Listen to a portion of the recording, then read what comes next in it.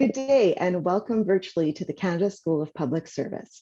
My name is Gina Scaramuzzi and I'm the Acting Manager of Informal Conflict Mediation Services, Values and Ethics and Organizational Development at the Canadian Grain Commission, which is headquartered here in Winnipeg. Au nom de l'École de la fonction publique du Canada, j'aimerais souhaiter la bienvenue à participants à cet événement. Today, I'm joining you from Winnipeg, Treaty 1 territory, the ancestral lands of the Anishinaabe, Cree, Oji-Cree, Dakota, and Dene peoples, and the homeland of the Métis Nation. As we have participants and panelists from across the country, I encourage you to take a moment to acknowledge the harms of the past and dedicate yourself to move forward in partnership with Indigenous communities and in a spirit of reconciliation and collaboration. Before we begin today's event, please let me cover a few housekeeping items. En raison de la bande passante, nous vous recommandons de vous déconnecter de votre VPN RPV, ce qui vous permettra d'avoir une meilleure expérience. Please log off of your VPN to help you experience the event at the fullest level. If you are experiencing technical issues, it is recommended to relaunch the webcast link provided to you. Please note that we have simultaneous interpretation available for this event. Our usual method of delivering simultaneous interpretation is not available today. If you wish to access SI and have everything in one language, please dial into the teleconference lines provided. Pour l'interprétation simultanée, veuillez composer le 1-833-493-2020. Et tu peux choisir votre langue de choix. You may listen to the translation while watching the video broadcast. To ask questions during the question and answer period, please go to wooclap.com on your smart device and enter the code CBC19. Participants can enter questions by clicking the green message icon on the bottom right of the screen that reads, "Ask your questions by clicking on this icon." In the Ask Your Questions by clicking on this icon green message bubble, participants can click on the clapping hands icon to upvote a question. You may not be able to see the most popular choices, but we will share the WooClap screen that will give everyone access to this information. Les participants peuvent entrer leurs questions en cliquant sur l'icône du bulle de message vert où c'est écrit « Cliquez sur cette icône pour poser une question ». En cliquant sur l'icône de boule de message vert et où c'est écrit « Cliquez sur cette icône pour poser une question », les participants peuvent cliquer sur les mains et voter pour une question. Les participants ne peuvent pas voir les choix les plus populaires, mais nous partagerons l'écran de WooClap qui permettra à tout le monde d'accéder à cette information. So let's dive into our topic for today, which is strategically building your career in the Government of Canada. Sans plus tarder, je suis ravie de débuter l'événement d'aujourd'hui, Bâtir stratégiquement son avenir dans la fonction publique. A career is really defined as an occupation that we undertake for a significant part of our life with opportunities to progress. And traditionally, you know, if you have conversations with grandparents about their careers, they may share their story about how they just put in their time, they did a good job, and when it was their turn, they moved up. And in the past, you know, career progression was based on cultivating these long-term relationships with a single employer, one job, one company, and lots of time. And, you know, if you ask your parents perhaps about their career progression, or depending on their age and yours, or, you know, others in your life who've been working for 20 plus years, they may have a different experience to share with you. And they may tell you that, yeah, to work hard and you know, you'll have some opportunities, but also to be prepared in case of downsizing and layoff. Today, what we're seeing when we explore people's careers and career paths is that there's a lot of movement, and really it's career progression or career paths are grounded in relentless learning and in trying new things. So there is no one recipe for us all to follow. And our goal today is to provide you with various perspectives and experience. Various ingredients, if you think of it, so that you can explore and experiment the path that is best for you. And so that, we have a great panel today who are going to share some of their perspectives and experiences and ingredients. And we really hope it gives you an opportunity to do some reflection and take what you feel will be best for you. We do know that one career path for many public servants is to become a supervisor, manager, director, an assistant deputy minister, or a deputy minister. And please note that for this session, we will be using the term manager to describe anyone who manages employees. Donc, lorsque l'on dit gestionnaire, on veut dire les superviseurs, gestionnaires, directeurs, etc. So we are now joined by the following panelists to have this interesting and timely discussion. So I will let you know who they are, and then I will invite each of them to share a little bit about themselves and their career. Marie-Chantal Girard, Senior Assistant Deputy Minister, Employee Relations and Total Compensation.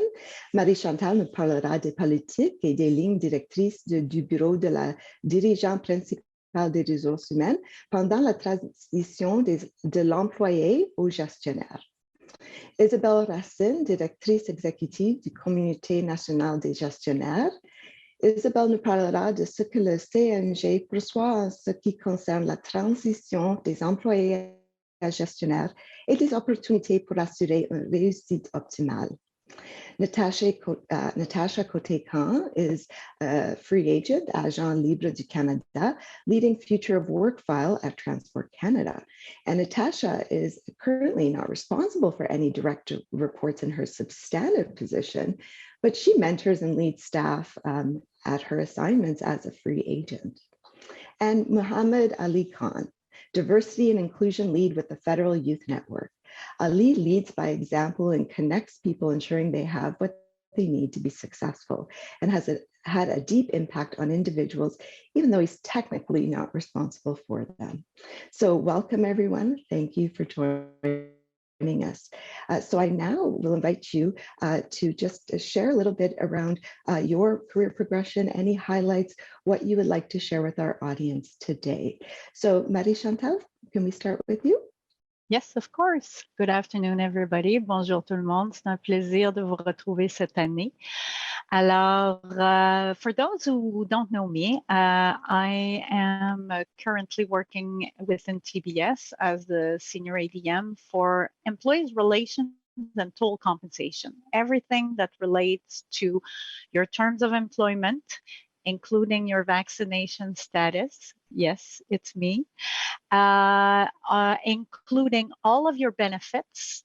With that, we can think of mental health, which is a key element of our benefit package that we have to keep in mind, especially as we come close to the Belle Talk Day, Belle Cause pour la cause.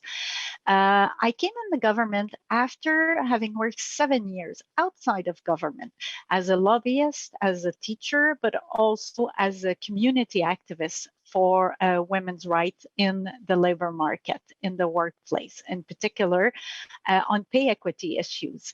And sure enough, now I am the ADM responsible for the implementation of the Pay Equity Act within the federal public service. So 20 years, more than 20 years later.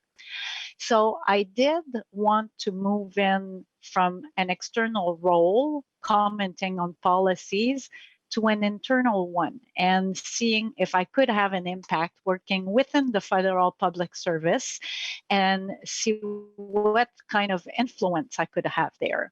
I always said yes to challenges, to special projects. I've been mostly working in the research and policy world, but I made sure that I was along the way also well connected to the operational side of the business. So what we were creating, how would that be put in place? Would that create opportunities or roadblocks for the implementation of the policies? So keeping a complete look and view, I would say, on all aspects of the business and not just being interested in my own little swim lanes. I also took mandates such as the DG of a federal council, where I didn't have necessarily hierarchical relationships with people. I tried mandates where I would need to exercise my influence and achieve results, not just because I have hierarchical relationships with people, but because I know what I'm talking about. I've developed my narrative, my pitch, and I can influence and engage people because of what I say, not because of what the org chart says. I've worked in intergovernmental relations. I've made sure that I always have a full network of allies. And that's how, bit by bit, by saying yes to challenges, opportunities, I made my way up. So that's where I am. That's who I am. And I'm the champion of official languages for the Treasury Board Secretariat. So you'll hear me actively speak both languages during this session. Thank you, Gina. Okay, merci beaucoup. I look forward to kind of the conversation around all of those points that you made on how to have an influence and an impact regardless of your classification or org chart, and really on saying yes, right, to different opportunities. So excellent. Isabelle. Hey, merci, bonjour à vous tous. Hi, everyone. It's a real pleasure to be here with you today. Mon nom, c'est Isabelle Racine, comme on l'a mentionné. Je suis directrice exécutive de la Communauté nationale des gestionnaires. Je dirais que dans mon cas, je suis un exemple de progression un petit peu non traditionnelle aussi. J'ai commencé comme consultante en gestion au gouvernement. Donc, je travaillais sur une base de projets, sur des sujets variés pour plusieurs ministères à la fois. C'était vraiment stimulant. J'adorais la variété de dossiers. J'ai travaillé en ODHR, développement, gouvernance, leadership. Puis là, ensuite, à un moment donné, j'ai eu un enfant. Et puis là, je regardais ma carrière, puis je me suis dit, OK, c'était un travail où on me demandait de voyager à travers le pays régulièrement. Donc, je me suis dit, qu'est-ce que je pourrais faire d'autre? Donc, je me suis dirigée vers l'École de la fonction publique pour travailler pour un programme de développement de leadership pour les sous-ministres adjoints. Donc, c'est un projet très stimulant, mais on m'a demandé alors de changer un peu mon rôle puis de commencer à voyager avec les sous-ministres adjoints. Donc, j'ai commencé à voyager à travers le monde, à travers cet emploi-là. C'était vraiment une expérience merveilleuse. Mais à un moment donné, je me suis dit, OK, là, je voyage à travers le monde, encore avec des jeunes enfants. Et puis, ça m'a fait repositionner un peu ma carrière. Je suis quelqu'un qui a pendant longtemps transigé dans des dossiers différents, mais à niveau. J'ai comme décidé de vraiment explorer différentes facettes du travail que je faisais. J'étais vraiment de formation une EC, donc le groupe EC, et puis j'ai passé presque 15 ans au secrétariat du Conseil du Trésor dans différents rôles. Donc, que ce soit du développement de communauté, faire des dossiers plus au niveau vraiment analyse économique pour des dossiers du secrétariat.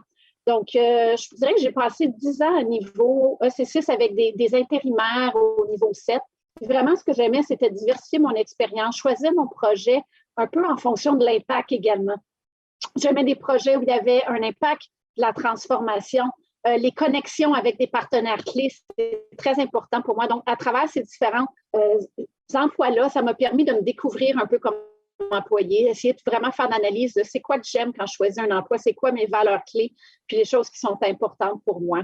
Donc, vraiment aussi, des fois, c'est de se questionner, est-ce que l'équilibre est le bon pour moi dans cet emploi-là, vu où je suis rendue dans ma vie personnelle. Donc, il y a des moments où, par exemple, j'avais une équipe, il y a d'autres moments où j'avais une plus petite équipe où personne qui se rapportait à moi. Donc, je pense que vraiment, ce qui s'est passé dans mon cas, c'est qu'à force de développer toutes ces connaissances-là, quand c'était le temps pour moi, point de vue familial, de dire, OK, je suis prête à passer à autre chose, je serais vraiment intéressée par le groupe exécutif. J'ai vraiment fait la progression très, très rapidement. Donc, je crois que j'avais vraiment développé les compétences clés à l'avance. Et puis, quand ça a été le temps de prendre cette décision-là, la progression fut très rapide. Avant de me joindre à la CNG, j'ai pris un autre projet de transformation pour moi dans un domaine que je ne connaissais pas. Ils cherchaient quelqu'un pour faire de la transformation au niveau du service de la paye à CBSC, donc un peu différent. Donc, je me suis occupée de la paye là-bas qui était non centralisée au centre de paye. Donc, ça a été vraiment un défi qui a duré 3 ans. Et puis maintenant, je suis dans ma job de rêve, on dirait, la CNG. Donc, ça va me faire plaisir de continuer la conversation tantôt avec vous.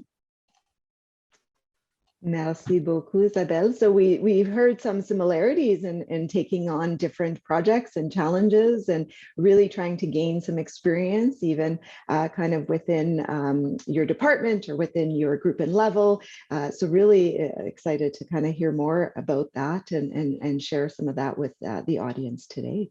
So Natasha, over to you. Hi, thanks for having me. My name is Natasha Cote-Khan, and I am located in London, Ontario, so not in the NCR. So a little bit about me. I've worked for the government for 22 years. I started my career working as a Sky 3 in Ottawa, and I did a big crawl to where I am today. I did the long 22-year climb. So I started in Ottawa. I moved to the regions. It's very different from the regions, moving from the NCR and seeing the different perspectives and mindsets, but also the different skills and classifications and roles that are in the regions that are not in the NCR. So that was a learning experience for me. I was very fortunate prior to becoming a free agent, because that's my current role right now, to having managers notice that and recognize my potential, and they were able to recognize that that maybe I needed a mentor. So they allowed me to gain opportunities, train, and grow my skill set without actually becoming a manager in my lower level positions when I was at the beginning of my career. I did also at one point, midway through my career, own and operate a side hustle, a business, where on evenings and weekends, I ran an events company, running things like Canada Day and New Year's Eve. So quite big, large events. And I did that when I had lots of energy and I was much younger.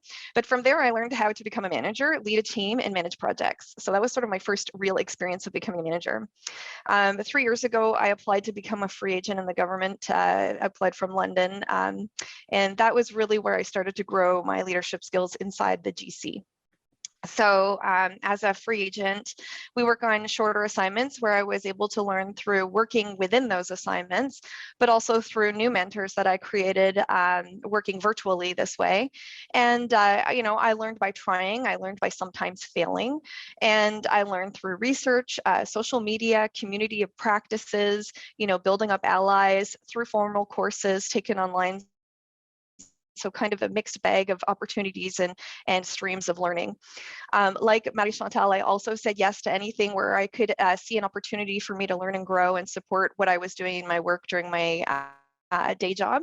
And today I am one of the co-leads for FlexGC, and we are a community of practice that supports employees as they navigate the future of work and our new current normal. And I also work as a senior advisor at Transport Canada for the transformation communications team, where I have the privilege of writing some of the new guidance for the future of work within our department. I sometimes get the opportunity to act for my manager, but as a senior advisor within my team, I get to teach and mentor my team as we write and work together collaboratively and also help them grow in their careers. I am a certified user experience designer working and leading that future of work file. So my managers have shown me what it is to be a good manager, but I'm always thinking about the user, the people, the employees, and that's really helped shape myself as a leader as well, having that empathy and that insight. So my path hasn't been formalized, and I would say, like, for me, my recipe book is really organic to get me where I am today. And what it includes is like my passion, my drive, my curiosity, my work ethics, but also a series of excellent leaders that projected me to where I am in this level of government today. So that's a little bit about me and my career growth. Thanks so much for having me. I'm excited to participate today. Thanks so much. And, we see some similarities with what our other panelists have shared, and then also some differences, right? And how Natasha, how her career has been in the government. And Natasha, just quickly, free agent. Not all of our participants are maybe aware of this. It is kind of unique in the federal public service. So in, 30 seconds to 1 minute, can you explain what a free agent is?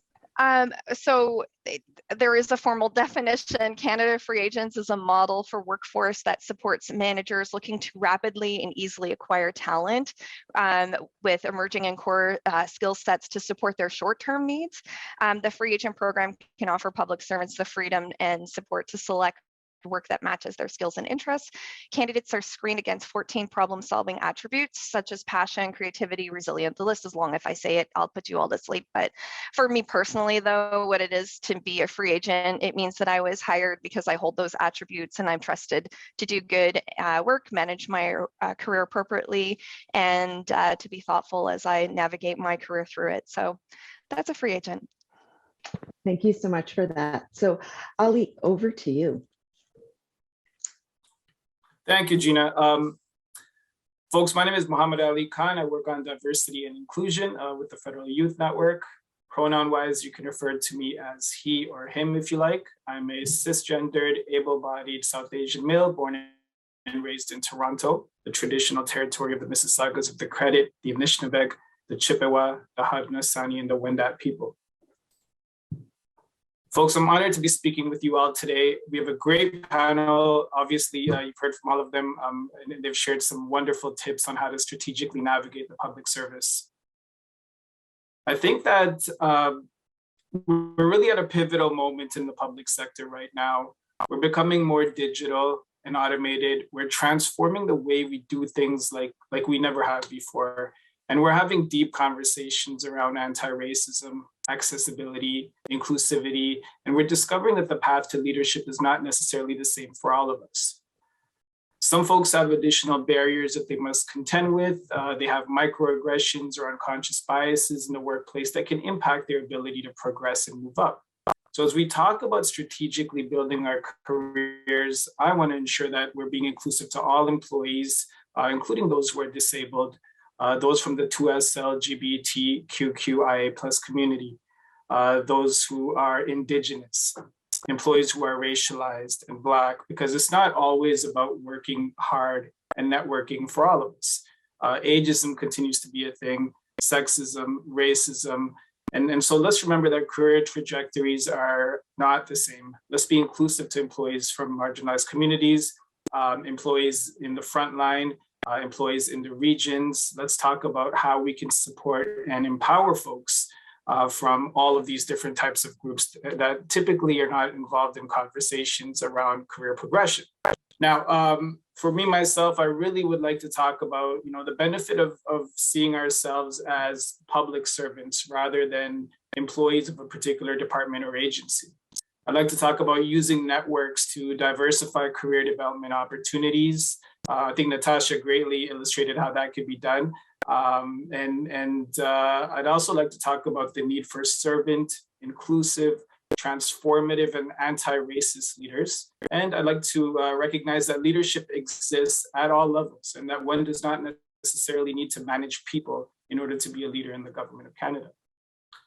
This is going to be a great conversation. So if you're thinking of being a leader in the public sector, stay tuned. Back to you, Gina. Thanks so much. And I'm already sort of worried we're going to be running out of time because I think our participants are going to have a lot of questions. And I know I already have a lot of questions for all of you. So to get us started, I'm going to invite participants to join WooClap on their smart device and to answer a question, which is, what word would you use to describe a good manager? Quel mot utiliseriez-vous pour décrire un bon gestionnaire? And Natasha sort of shared about how, she had a manager who noticed her potential, gave her opportunities to grow, not necessarily supervising people in a PSPM or traditional sense, but really mentored her and to be able to grow. And so, we also heard from you as well, Ali, that you don't have to be a manager per se in order to have that impact and influence and be able to ensure that everyone can achieve their fullest potential. So you'll see on your screen, what our participants are saying, and it's really about being supportive, advocating, teaching, empowering, being open, flexible, being accessible.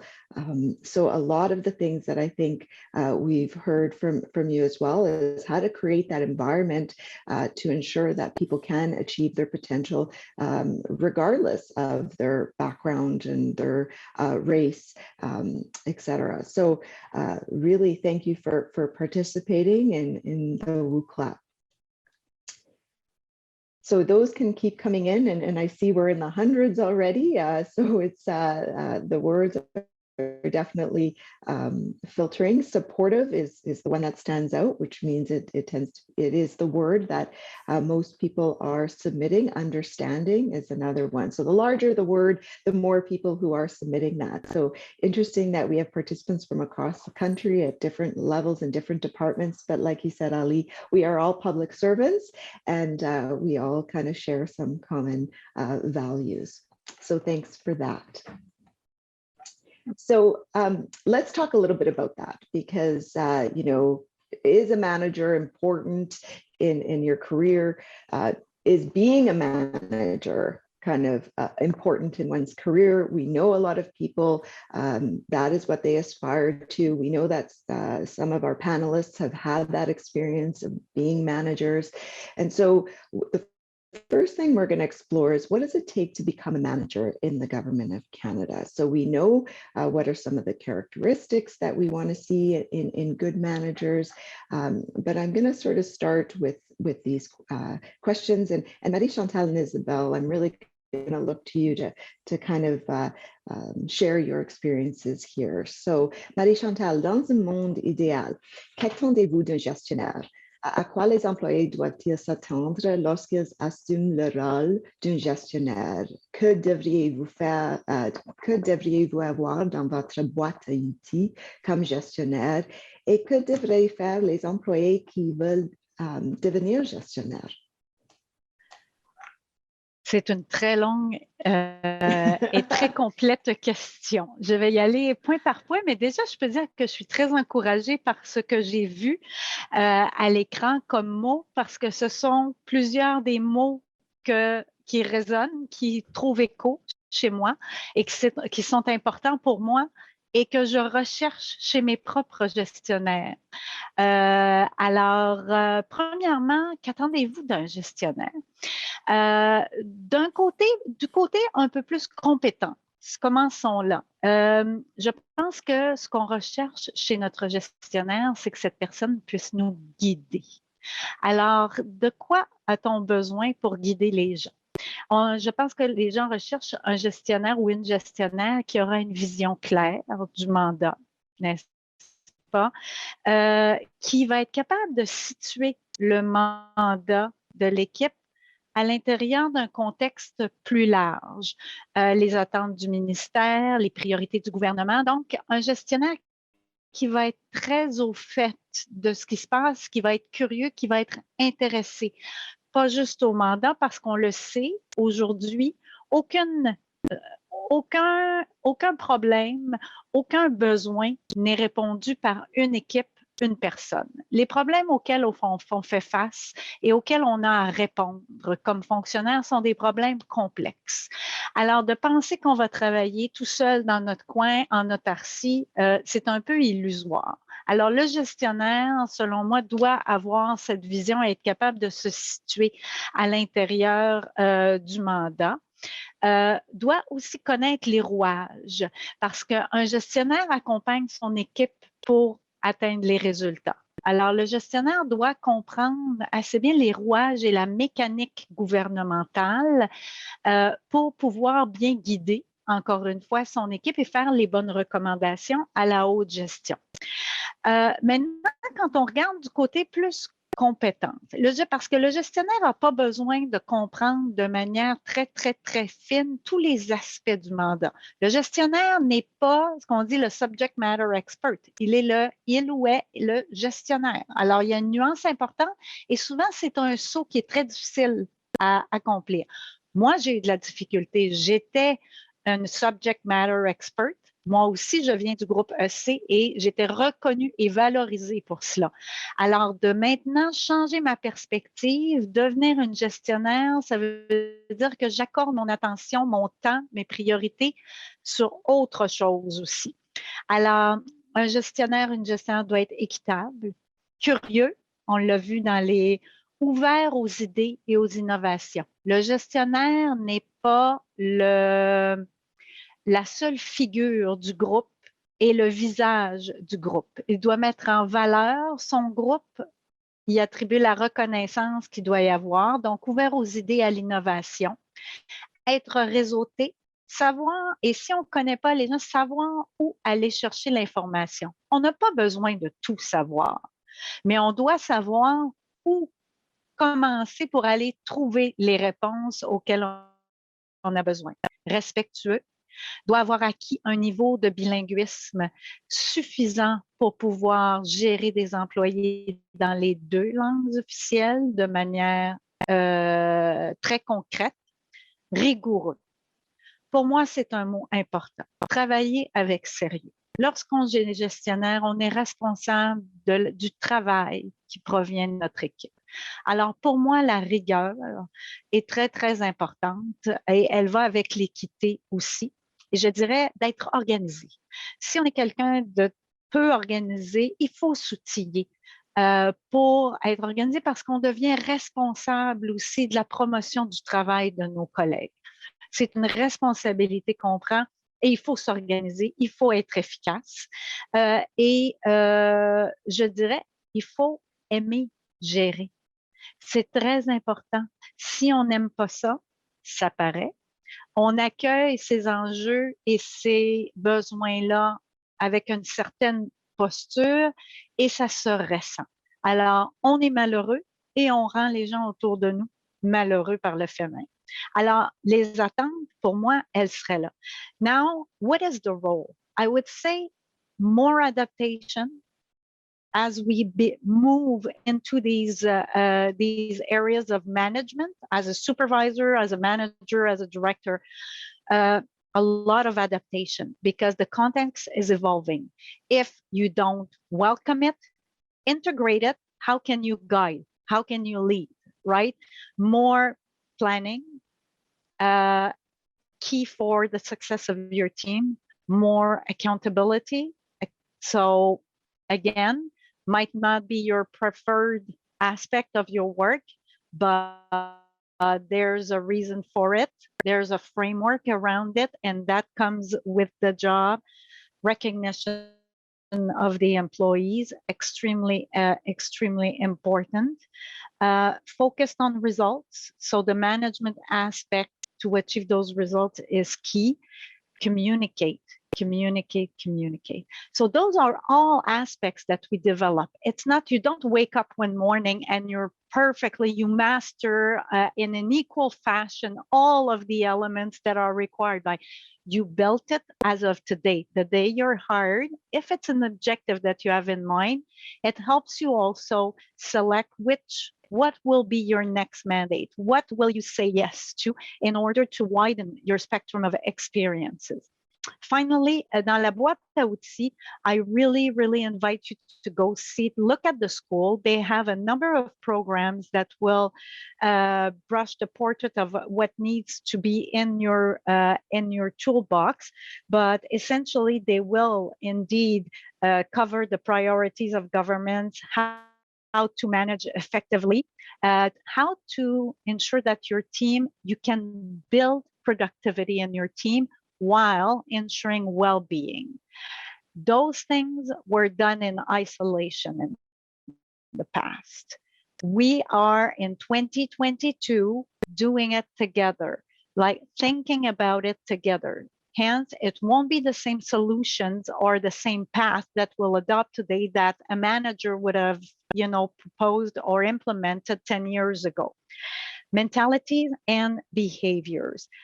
To Ali's points earlier, managing a more diverse and inclusive workforce, having in your toolkit all of the aspects around all of the tools that are available around mental health, inclusion, recognizing our unconscious bias, all of those sessions that will perfect your own toolkit as an employee, but also as a future manager, are absolutely key, because you won't have success in that regard if you're not well equipped.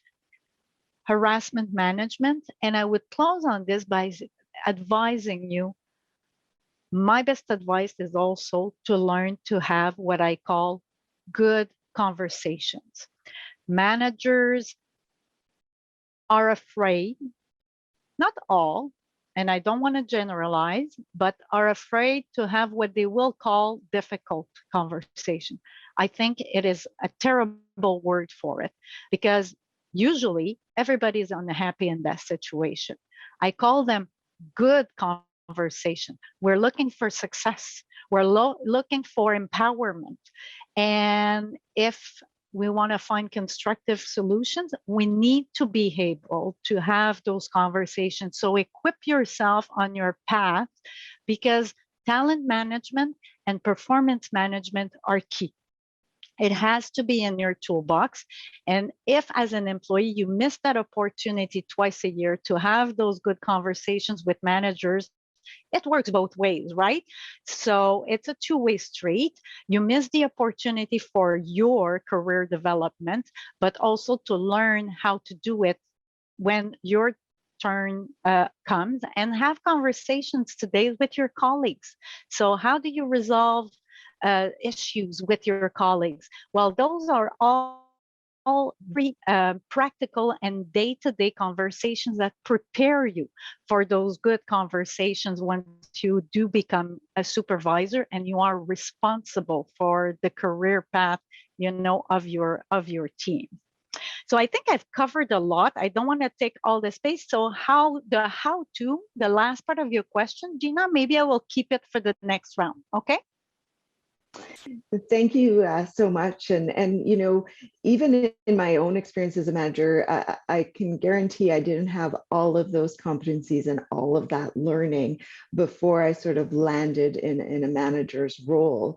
And so, in an ideal world, we've built all these competencies and skills, we've had these experiences, and we're really prepared to take on that additional responsibility. But sometimes that doesn't always happen, right? So I'll invite Isabelle to sort of comment on that.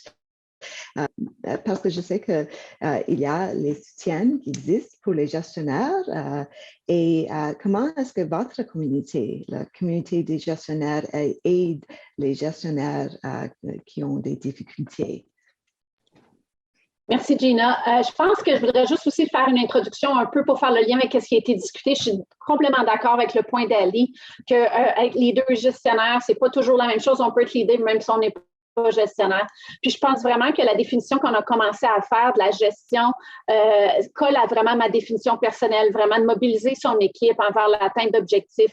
On travaille envers une vision, une mission, mais le gestionnaire, ultimement, il est responsable des livrables, oui, mais vraiment, c'est de s'appuyer sur son équipe pour livrer. Donc, il doit guider, faire grandir, outiller son équipe. J'aime vraiment cette perspective-là. Les mots qui étaient dans le word cloud m'interpellent beaucoup. Donc, par exemple, juste pour donner quelques exemples concrets, là, si je commence mon introduction sur le rôle des gestionnaires un peu, je dirais que depuis la pandémie, les gestionnaires ont été front and center, comme on dirait en anglais. Vraiment, ils ont joué un rôle clé pour obtenir le meilleur de leur équipe. Donc, ça nous ramène à ce rôle-là de vraiment gérer l'équipe, de empower son équipe. Donc, ils organisent, exécutent le travail, mais vraiment, ils sont là pour appuyer leur équipe, pour les écouter, le point de vue des communications. Donc, ils sont chargés de constituer une équipe aussi qui est apte à guider dans l'avenir. Donc, une équipe qui doit être plus représentative de la diversité. Donc, j'ai vraiment aimé l'introduction d'Ali à cet effet-là aussi. Donc, comment est-ce qu'on devient gestionnaire? Comme on l'a mentionné, ça arrive souvent de façon organique. Il n'y a pas juste un chemin qui mène vers la gestion. On peut volontairement essayer de progresser vers ce rôle-là, mais des fois, ça ne va pas aller de façon linéaire. Donc, I'd say that what's important is progressing. In order to progress towards management, it's to focus on developing your competencies. So looking at what are some of those competencies that we're discussing today, looking at acting opportunities, you might want to formally try the manager role to see if it's for you. There are other careers paths. I'm sure we're going to talk about that later, but you might assess that you don't feel like you want to manage people and you would like to pursue as a specialist in a certain branch of work. So also you can look at who could help you. Natasha gave examples. Do you have other places where you could really learn some of the competencies? It doesn't necessarily have to be at work. It could be through volunteering. It could be through other mechanisms. You could also go and try coaching and mentoring. Those are great things. But I personally did coaching circles as I started in my management career. And that was a great opportunity to exchange with peers when we were facing with challenges. And so coaching circles is something that the NMC does host. And it is a great opportunity to kind of try to work through some of the challenges you might have as a new manager. Donc, à travers la fonction publique fédérale, il y a vraiment, comme je l'ai mentionné, les profils de compétences qui peuvent vous aider, mais faire une auto-évaluation aussi, d'essayer de voir quelles sont mes forces, mes faiblesses comme gestionnaire. Puis il y a aussi des outils psychométriques qui peuvent vous aider un peu à essayer de voir, est-ce que j'ai des compétences naturelles pour la gestion? Ça serait quoi mes blind spots où je devrais me développer? Donc, je pense qu'au niveau de se préparer pour être gestionnaire, c'est un défi parce qu'on travaille vraiment en mode urgence souvent. Donc, souvent, les gestionnaires n'ont pas nécessairement le temps de se préparer. Puis ça arrive souvent qu'un gestionnaire va être comme lancer un peu là-dedans parce qu'on va dire, OK, il y a un intérimaire, c'est toi la personne qui est la plus experte dans le domaine, on voudrait te donner l'intérimaire. Donc, ça arrive que les gens ne se sentent pas toujours outillés. Donc, je pense que c'est important comme gestionnaire, pour ceux qui sont déjà gestionnaires en ce moment, d'avoir ces conversations-là avec vos employés proactivement, comme on l'a mentionné juste avant. Est-ce qu'il y a un intérêt de la part de vos employés de se diriger vers la gestion? Est-ce qu'il y a moyen de les aider à développer certaines des choses qui vont leur être utiles au niveau de la gestion à travers des projets qu'on va leur assigner? Donc, que ce soit des intérimaires. Donc, comme je l'ai dit, il y a plusieurs options pour développer dans sa carrière, puis ce n'est pas nécessairement une progression horizontale, ça peut être vertical, puis ça vous permet de développer les compétences clés sans nécessairement avoir le titre officiel.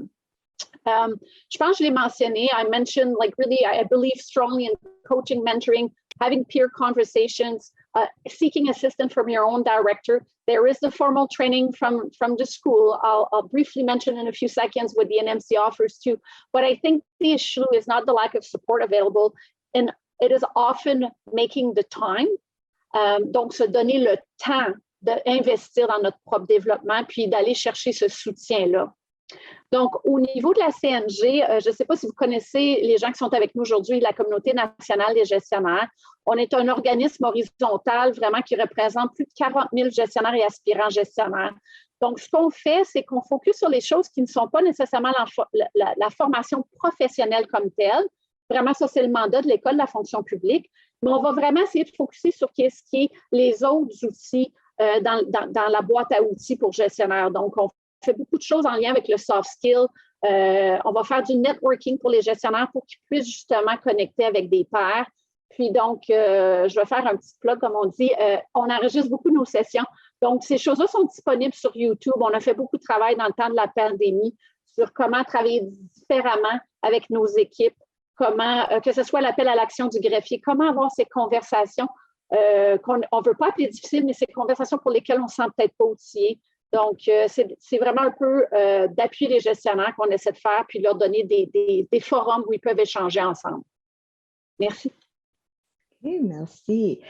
Before we go to you, Natasha, I just want to say that our interpreters are having issues with the audio. And so whoever is having technical issues, this session will be available afterwards, and we are working on fixing it. Alors, les interprètes ont des problèmes audio. Nous sommes désolés et vous réaccédez à l'enregistrement de cette séance. Gina, Oui. excusez-moi, Gina, est-ce qu'il y a moyen de savoir dans quelle langue on a de la difficulté, so we could at least be mindful in our intervention, if we could get that information? Okay, stand by. I will try and get that information. And it might be in both is the response. Alors, we'll continue and keep going. So, thank you so much, Marie-Chantal, Isabelle, a lot great sharing there around, what it is to be a manager. What are those competencies that are important? What is your role as a manager? And I really kind of, what stood out for me, Marie-Chantal, when you say it's about kind of being able to see various perspectives, understanding that big picture, right? Which sometimes requires you to take different roles within the organization, as you did, Isabelle, spending years in one department, seeing different sides of it in order to really be able to have that perspective and solve problems. I also heard from both of you the importance of networks, peer-to-peer support, coaching, mentoring, right? Which I think, Natasha, you mentioned in your introduction. Ali, you mentioned it. It is your role. So I'm going to give both of you, Natasha and Ali, an opportunity here to talk about, how you've built your career without going down that manager stream and that subject matter expertise and that coaching, mentoring, peer-to-peer support, how that's been valuable for you, and how do you pick who to mentor, and who do you choose to kind of emulate in all of your different roles, because you kind of have a unique perspective there where you're coming into a department for a short time, you may be leading or managing staff. So over to you first, Natasha. Hi, thank you. So for me, the opportunities that have been provided to me have been through mentorship and leaders. And I say leaders because it's not always been managers. And I don't even know if you need to be a manager to be a good leader. Like, I feel like anybody could be a good leader in the government of Canada. And, all of the managers that I've had the opportunity to work with who have been able to mentor me in one shape or way, they have said to me, you can do A, B, and C, and some of them are really some really good tangible training takeaway modes that I was able to get through formalized learning. A lot of it was through observing and through asking questions, through curiosities for myself. So, having that good relationship with a mentor or a leader so that you feel safe enough to be able to ask those questions, like why are you doing that? What is the benefit of that, et cetera, so that you can really understand what is the purpose behind, that leadership incentive, et cetera. I also think that I've had the opportunity to work for some great leaders who have embodied some mindsets and behaviors that I think are just overall good mindsets and behaviors for anyone to have in the government of Canada. I've worked for the PCO, Public Service Renewal Office, where they were working on the Beyond 2020, and from there I got really exposed to the mindsets and behaviors behind the Agile, Equipped, and Inclusive initiative in the government. And then from there, I was able to really, because I was in such a great supportive learning place, ask a lot of questions about what's behind these mindsets and what are these behaviors. So for myself, adopting mindsets and behaviors that infuse positive leadership so that I'm able to, give what I got as I grew to others. So it's sort of a give and get relationship for me. And although, management isn't necessarily on the trajectory, it's going that way anyway for myself, just because I'm curious in that sort of sphere, but it doesn't necessarily have to be that way for everyone. They can have a growth mindset where they can be adaptable, self-aware and an intentional learner. They can have an agile mindset where they can be adaptable and resilient as they're going through whatever expert subject that they're working on. They can have that inclusive mindset that Ali touched upon, where we have empathy, diversity, and trust at the forefront, and really promoting that innovative mindset where we have creativity and curiosity. Everything that we do today. I think good leaders and good managers embody these mindsets, and they have the behaviors and the language and the tools to go along to support employees as they work through it themselves. So that's been my experience. So just one follow-up question for you, and we'll get to you, Ali, is really because of your role, sometimes you do go into a department and you may be responsible for people and you may not be. How do you support growth and development of employees that you may be working with for a short period of time?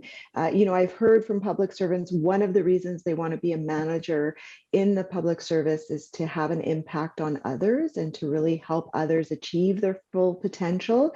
And, you know, in your experience, have you had the opportunity to do that without necessarily, you know, being on the organizational chart, their kind of manager? Yeah, absolutely. So, you know, I always work in a collaborative style when I'm working with anyone on my team or even with my leaders or my manager.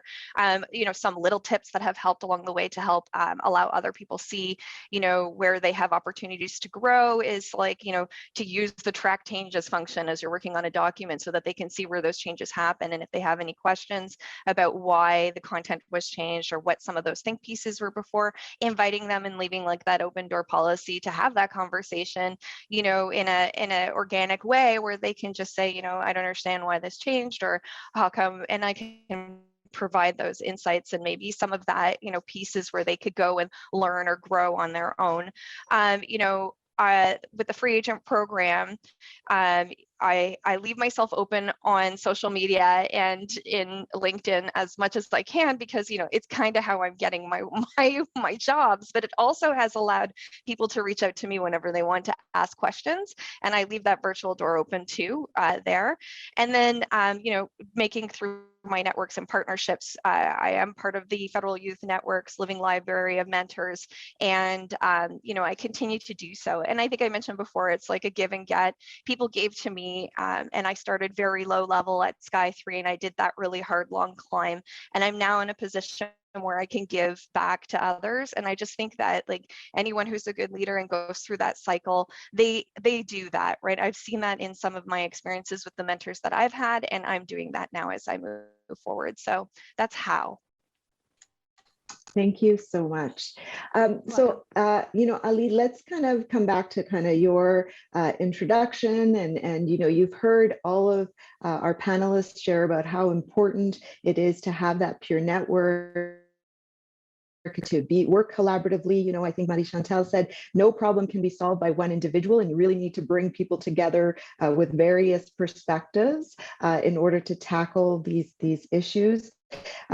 So, and of course, the respectfulness, right? So I know Marie-Chantal said, like, we need to know how to manage those harassment complaints, perhaps, or labor relation issues when you're a manager. But, you know, if you can build a culture of respect within your team, within your department, and then you know that makes for a much more productive and engaged workforce. So Ali, over to you. Like, you know, what is important to lead as a leader in this area? You know, how do you influence others? How do you connect people so that they have that network and they can come together to solve those big problems and tackle things like, you know, diversity and inclusion and accessibility and things that are across government, not just in one department? Okay, that's a great question. So I think it comes down to sort of folks recognizing that, you know, really and truly, there's nobody else like you in the world. There's nobody that has your socialization, that's been to the same education process as you, with the same family, that grew up in the same neighborhood. So you're all bringing something unique to the table as federal public servants. You have the ability to kind of use your unique lens to assess, you know, where we have performance gaps within our institutions at any level, at the local office level, or even, you know, nationally within the public sector. And then you can kind of use your experience to try to close those gaps that we have in the public sector, maybe help it become more inclusive, more diverse. And these are not things that you really need to have, you know, you don't have to belong to a high role in the hierarchy, you know, within our leadership structure to make these changes. So we have tools within the public sector that people can utilize to build communities and to take upon leadership roles within communities, so that they can gain experience and they're not necessarily beholden to their immediate workplace, right? So, for example, folks can go to GC Connects or GC Collab or the newly formed GC Exchange, and they can start a community. So again, going back to what I was saying earlier, find a gap that exists, right? If you find that, you know, some areas that you're passionate about, you know, for example, if it has to do with anti-racism or making the government more inclusive, or making it more transformative or innovative, like some of the work that's happening with FlexGC that Natasha's part of. If that's your interest, then look to see if there's any groups out there that are currently doing that work. Join those groups and contribute to them, and that way you can build upon your leadership skills. And if you find that these groups do not exist, maybe there's some areas that you're very passionate about, they're just not very well supported right now. Well, then make those groups that you think we need to take the public service to the next level. That way you can find like-minded people, within the government, and they'll find your group, and you can work with them, create a terms of reference, have meetings, and then you can start to push for change, both locally within your department and all over the place. There's so many groups that we have, that across the federal public service that really started out in this way. So these are ways that people, without any kind of leadership training and leadership positions, can influence change. And we have, I'll point to Chris Scipio, who does some great anti-racism work within the government. Sean Boots is another example of someone who's pushing, who's extremely influential, and they're not at the highest levels. These aren't deputy ministers, but these are people that are leading conversations. And so it's definitely possible, and there's a lot of great examples to do it. But I highly encourage people to check out the GC tools and to get active in them, especially if you're working in frontline work, or if you're in the regions where it may take a lot longer for you to sort of move up. These are ways where you can make an immediate impact and start building up your CV and your resumes, and gain some really important experience. I'll leave it there. Back to you, Gina.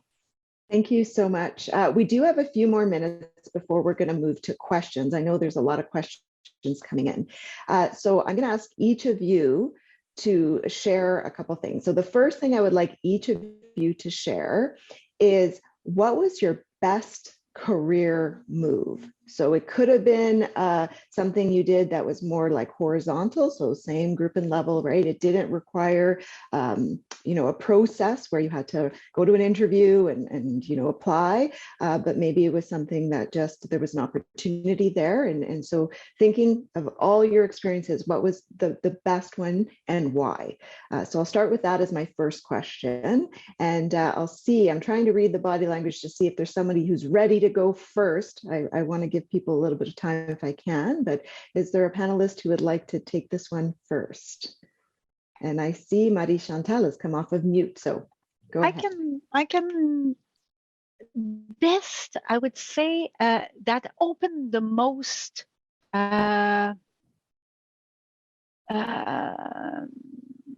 windows, doors, like not only on one front, but were presented multifaceted advantages. There you go. That's a civil servant answer. So I'll tell you what. I thought of a move when I discovered a passion on a topic, or those are always great. But for today's topic, I think I would choose the fact that I went constantly back and forth from Ottawa to Montreal throughout the last 22 years. And saying yes is also saying yes to that. Let me unpack that for you a little bit. Started in Ottawa, almost 7 years, then 4 years in Montreal. Then they call, would you be interested? 4 years in Ottawa, 3.5 years in Montreal, a baby. 4 years in Ottawa with a baby, negotiating work arrangements there. The baby in Montreal, the job in Ottawa, I mean to say here. Back to Montreal 4 years, and now back to Ottawa for the last 4 years. But oops, there's a pandemic, and I've been in my home for the last 2. So all that to say that by saying yes and keeping an open mind, often in the mentoring that I've done and that I've received, and again, not wanting to generalize, but often with women managing their career progression with a young family or a spouse, not imposing limits on yourself where they are not, or making other people's concerns or fears interfere with your own objectives. So there are solutions that can be explored. And I would say by not saying no by default, but having a conversation with the person that would open a discussion with me about a job or a mandate and seeing how it could be done to both, advantage and working for both allowed me to have that movement and gather this variety of experiences across my career. It's not, and now I would say in this context, saying no to a mandate that could interest you outside of where you reside without a conversation, I would say you're putting limits on your own career that no one is putting on you. And I'm telling you, as the senior ADM of ERTC, OCRO is not saying that to you. So don't blame Treasury Board policies or directives. Your career is in your hand, and be curious, have that engagement. And that's my experience. And I forgot Paris for 4 years. So there you go. So little omission there at the OECD, representing Canada. So you see, good discussions at home, good discussions at work, and all my creative solutions can appear very more than one could think at the outset. You're on mute, Gina. Thank you so much. I'm not sure how you could forget Paris, but that'll be another topic of conversation. And Marie-Chantal, you actually answered my second question I was going to pose to the panelists, to each of you, which is, what is your best advice, right? Vos meilleurs conseils pour les fonctionnaires qui veulent bâtir stratégiquement leur avenir dans la fonction publique. Alors, so, we'll hear from each of you as well on that. And I hope our participants wrote down what Marie-Chantal said, which is, right, don't put limits on yourself where they don't exist. And if there is, don't assume. And if there is a silver lining to the pandemic, it is that, we have demonstrated in many roles, not all roles, but in many roles, that there is the possibility to work virtually. So thank you for that. Who would like to go next? It's a hard act to follow. Go ahead, Isabelle. Oh, okay, thank you. I was going to say, it's hard to say, really. That's a tough question. I think my best career move, funny enough, was probably my picking, when I started in government, the option of coming in as a management consultant.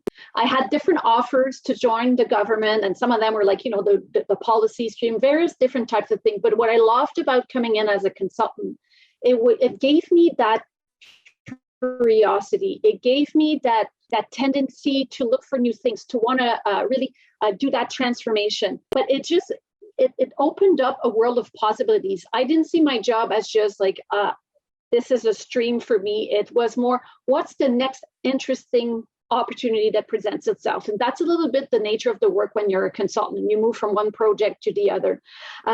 Pour faire écho à ce que on vient juste d'entendre, je pense que mélangeant les deux questions ensemble, les deux réponses, c'est un peu essayer des nouvelles choses. Il ne faut pas se limiter soi-même. Je veux dire, le fait que j'ai commencé comme consultante en gestion, ça a fait en sorte que dans tous mes emplois, on a gardé, j'imagine, cette perception-là de moi où, quand il y avait un projet spécial, on venait me chercher, mon DG, mon sous-ministre adjoint venait me chercher, puis on me disait, toi là, j'ai un problème ici. C'est pas prendre toute la job que tu fais, mais tu pourrais venir m'aider là. Puis j'ai toujours dit oui à ces opportunités-là. Donc, j'ai gardé cette philosophie-là un peu de consultant où mon mandat était tel, mais on m'invitait à aller travailler sur un autre projet parce qu'il y avait une urgence dans un domaine, puis on voyait que je pouvais avoir une contribution vu mes compétences. Je disais, OK, go, on s'en va faire ce travail-là. Donc, vraiment, c'est de garder une perception, un mindset ouvert à ces opportunités-là parce que c'est souvent là qu'on grandit le plus. L'autre chose que je pourrais dire dans ma gestion de ma carrière, une chose que j'ai trouvée très utile, sometimes it's also to pick your bosses. So, and by that, what I mean is if you see someone that inspires you and they have that people management skill and you just like are wowed when you look at them go try to work for these people. They will teach you, even if it's not the content, you will learn about the daily, competencies that they have, and it will rub off on you. And so that's been something else that I've done. I've picked jobs based on whether I felt an impact, who I would be reporting to. And those are key for me. And sometimes also for me, I've realized that what's important is also alignment with kind of the culture of the organization. So do that thinking as well. It's not just about a level, it's about what's important for you as an individual in your career. And having that reflection will help you really guide you on whether you're needing to go up or you're needing to just try something else. Great, thank you. And I know we heard that from you, Ali, as well. Like, find a gap, find your passion, right? Seize the opportunity to really have an impact and make a difference and get some new skills. So, Natasha, Ali, who would like to go next? I'll go. Mine follows very nicely Marie-Chantal's and Isabelle's. So my best career move was becoming a free agent. I did become a free agent prior to the pandemic. So it did offer me a lot of what the pandemic has offered everyone since we've had this March 2020 start date where things became a little more agile. But it led me to work from the regions for other regions and the NCR. So I was given that flexibility to be able to work this way and learn this new skill set, which obviously opened a lot more doors for me being from the regions, as well as it gave me the opportunity for growth. I was able to take short assignments, pick my managers, as Isabelle had pointed out, is something that you can do. You can find these movers and shakers in government and think, wow, I really want to work for that person, and reach out to them directly and make that point of contact. So it allowed me to have that flexibility. And then to try things. I tried working at the Public Service Renewal Group in PCO, and I realized I loved working on that and the future of work. I tried working in a policy group at very high level, and I decided I did not like that. So it was the ability to try and fail. I failed at the one assignment. I excelled at the other ones, and I found my niche. And I would recommend that people, try. There's nothing wrong with trying. There's nothing wrong with failing, but it really does teach you as you go along what your passions are, what you are made for, like where is your niche, your piece of that pie, and allow you to grow and develop that through your mentors and your leaders. So the free agent program offered me that. Now, hindsight 2022, we are in an opportunity where that flexibility exists for everybody. And there was this one flyer that I saw a long time ago, I think it was like 4 years ago, from the free agent program, saying, how to be a free agent even if you're not one. And it's very much what we're all doing today. It's being able to navigate in this sort of new future of workspace where virtually we are connecting with our new hiring managers and trying to make those relationships and networks, like Ali said, through the community of practices, through the GC spaces, GC Wiki, GC Collab, GCpedia, through our LinkedIn and our Twitters and our Facebooks and Instagrams. We're using all these different tools that existed before, but we didn't use them for this, and now we do. So I think that, even though the free agent program has offered me so much, I think that, if you don't become a free agent, that's okay too. You can still have those opportunities. You just have to try. Thank you so much, Natasha. And Ali. So I'll try to be brief here. With myself, I started off in the call center in the regions. And opportunities in call centers are limited. If you think of the level of competition, there's much more employees versus like the positions that are out there in comparison to the NCR.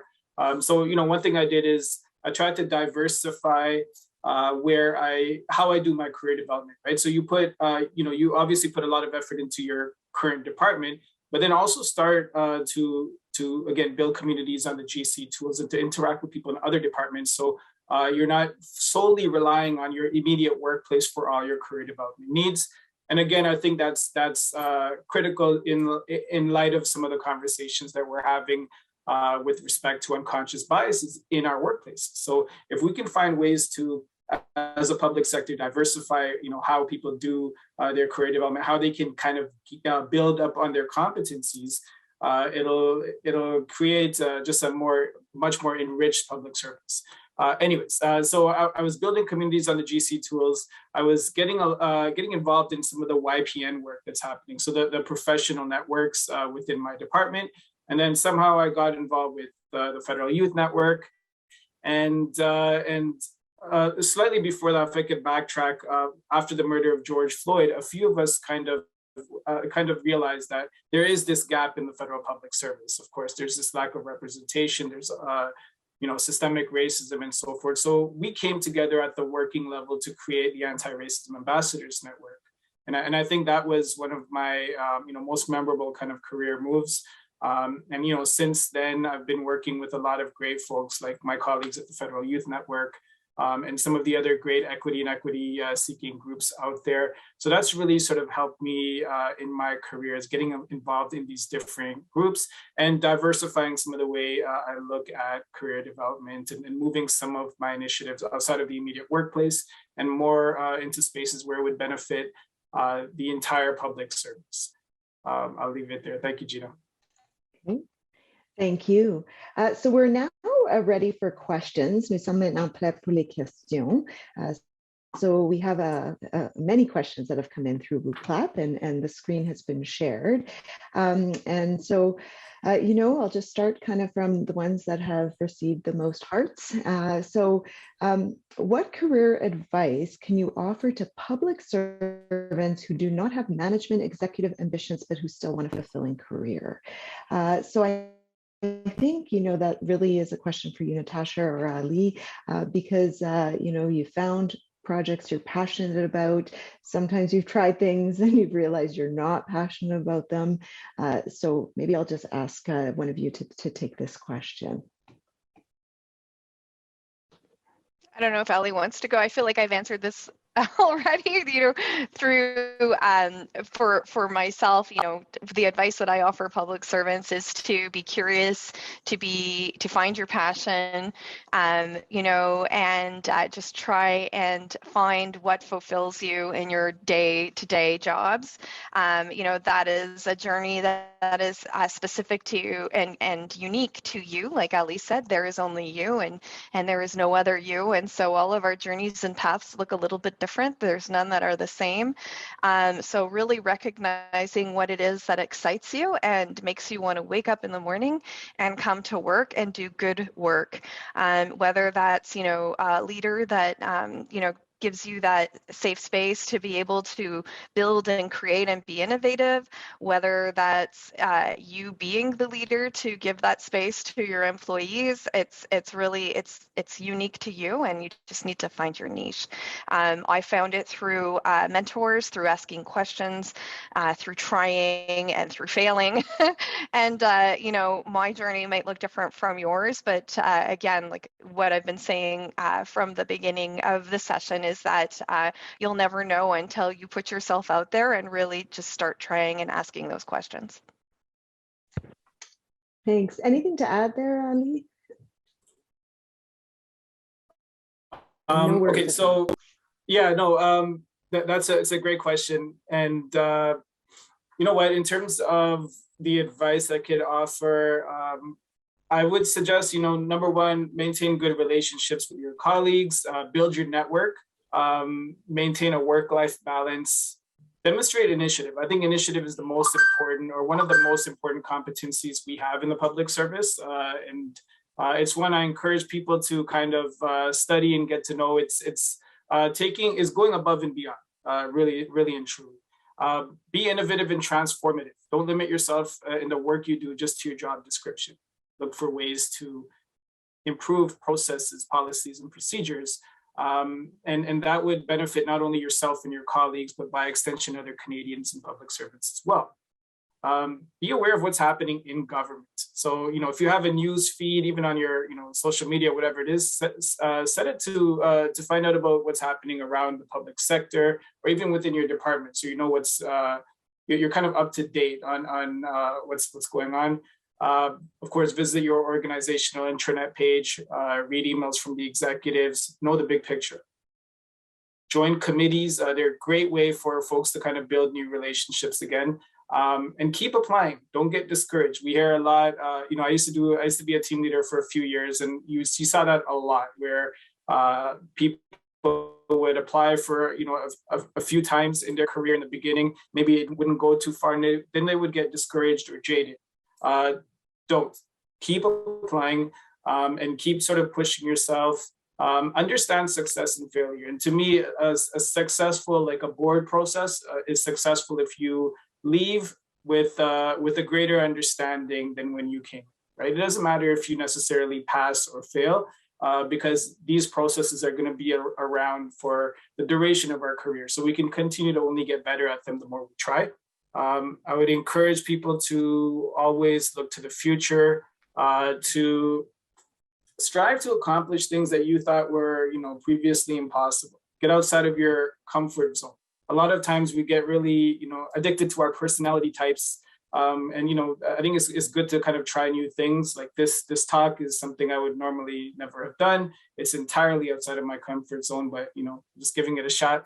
Other than that, I would just encourage people to,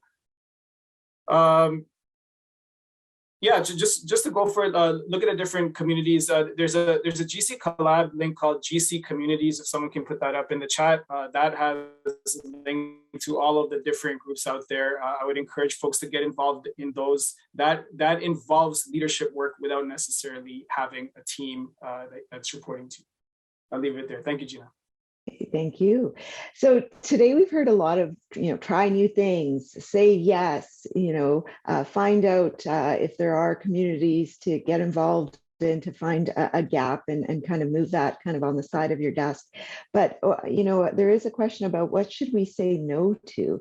Quand on dire non et qu'est-ce qu'on devrait moins faire. So, we talk about wellness and work-life balance and, family responsibilities. So, I'll let Marie-Chantal perhaps answer this one. And then Isabelle, we'll see if you have anything to add to that as well. What we should be saying no to, there are a few things there to unpack. First, I will just caution people from thinking that they're not ready and being already 80% there versus thinking that you have to be at 120% ready to say yes to something.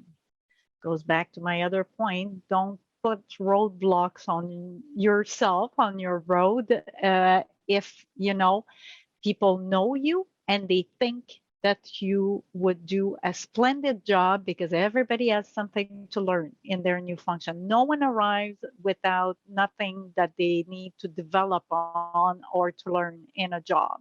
So, but I'm not exactly answering the question. But in case it's not the right no, you're saying no because you're too modest, you are too demanding on yourselves, and don't forget that there are other types of people who say, no problem. I didn't read, I don't know. Sure, I'm ready. Give me the promotion. So we need to always try to find the right balance there. But if people send you the signal, your managers, that you are, or executives, that they see you and they're considering you, maybe it's worth a good pause to think about why and where you are. Having said that, now I get to the no. We all have cycles in our lives and in our career. Sometimes the life and career cycles are fit very nicely together. Other times it's one dimension of our life that needs more attention, and it doesn't necessarily correspond to what this offer, where this offer would take you. So that's a good reason to say no. But then on that, I would say, you're not saying no.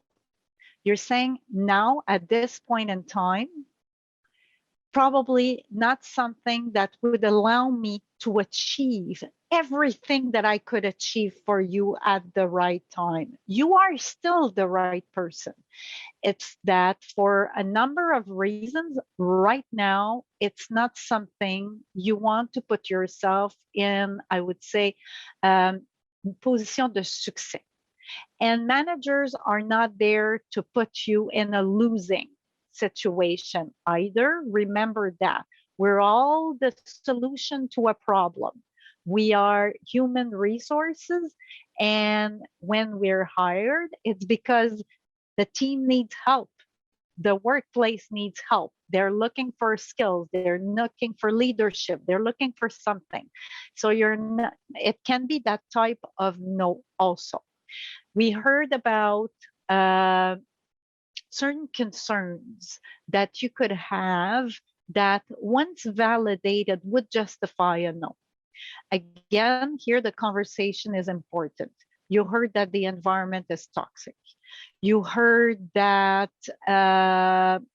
you've talked to people, no career movement, no support around talent management, no support. Again, before saying no, you're allowed to put your condition, like not in an arrogant way, but say, this is what I'm here to give, to offer.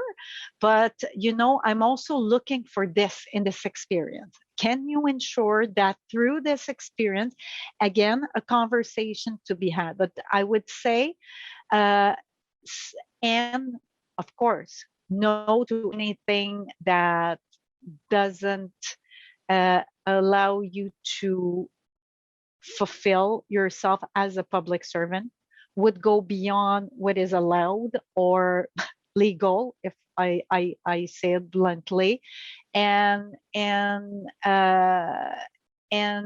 basically those would be the reasons I would say, or because you're perfectly happy, you haven't completed what you committed to completing where you are, and you want to do that, but then it's conditional. It's a maybe for later down the road.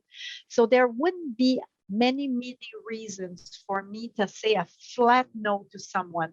It would probably be mostly till later or something along those lines, unless it's completely unacceptable, or after validation, references that you do as well. Not only employers do reference checks, right? I know people do reference checks on me before they join the sector, right? And in those circumstances, absolutely. No, not the environment that I'm looking for. Thank you so much. Isabelle, I know you may have had some tech issues, so we're going to try this and see if it works. But you can hear me? Okay, I removed the headphones. I think the interpreters were having a few challenges there.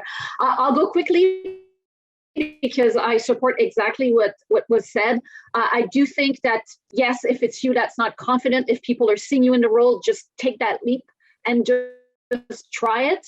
I think no, if it's misaligned with your values, misaligned with your assessment of where you need to be because of your personal life, je pense que je vous encouragerais aussi à faire des listes quand vous avez des décisions à prendre. I'll do like my teenager does.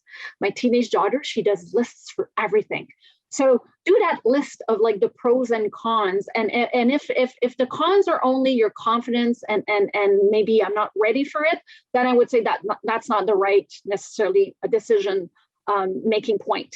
But you can also try to set parameters to try. Sometimes, you know, your approach for a certain job and you're not fully sure, but you could say, okay, I'm willing to try it. We could do, an assignment. We could try it for a certain time and then see if it fits. But I would say the no can make sense in some cases, but it has to be for the right reasons.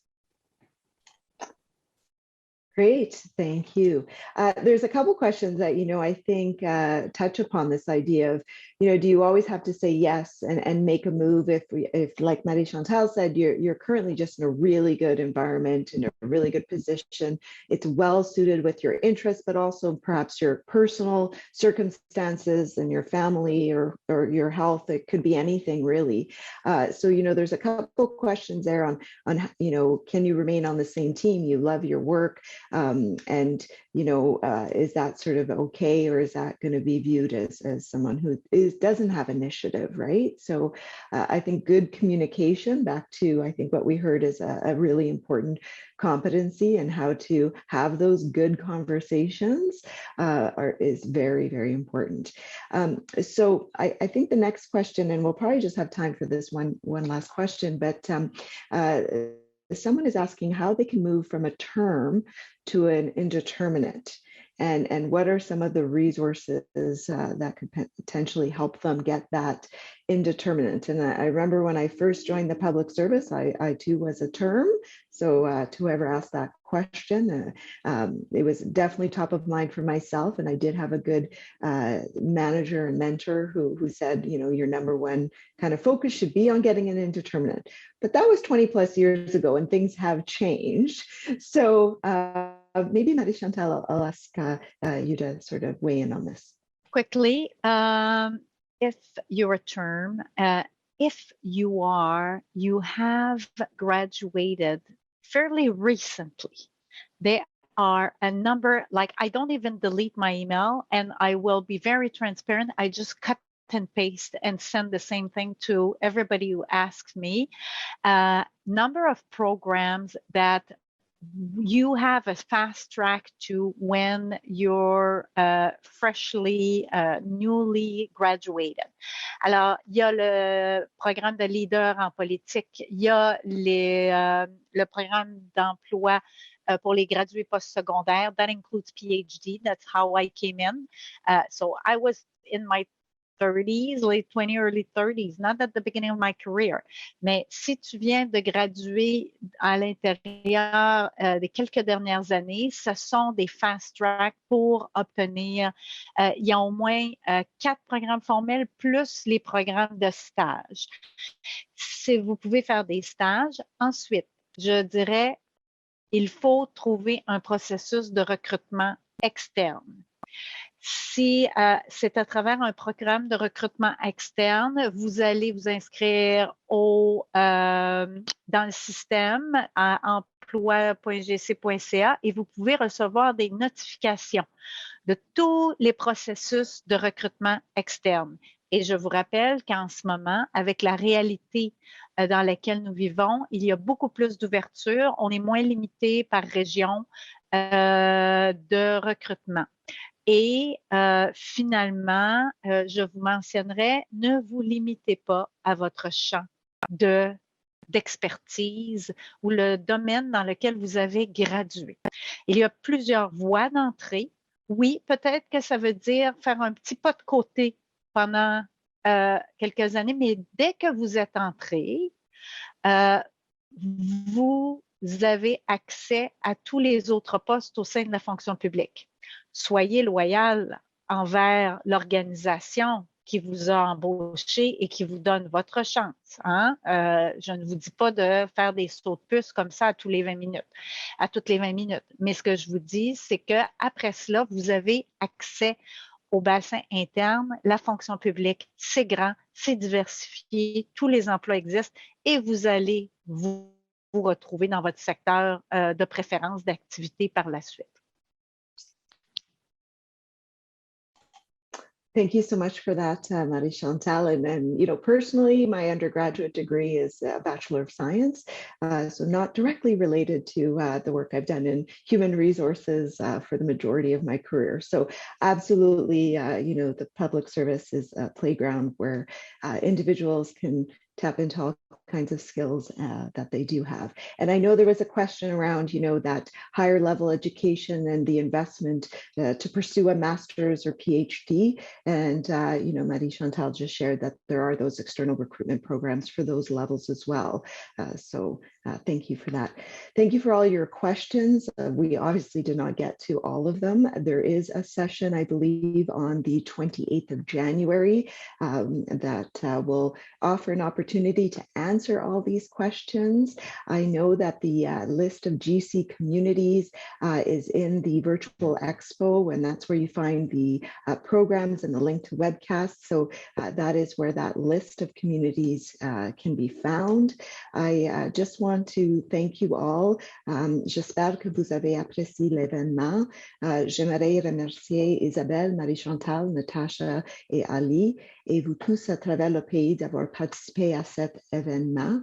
And your feedback is very important to us. For many of us here on the panel, it is perhaps something that is not part of our day-to-day role. And so we welcome your feedback and invite you to complete the electronic evaluation that you will receive in the coming days.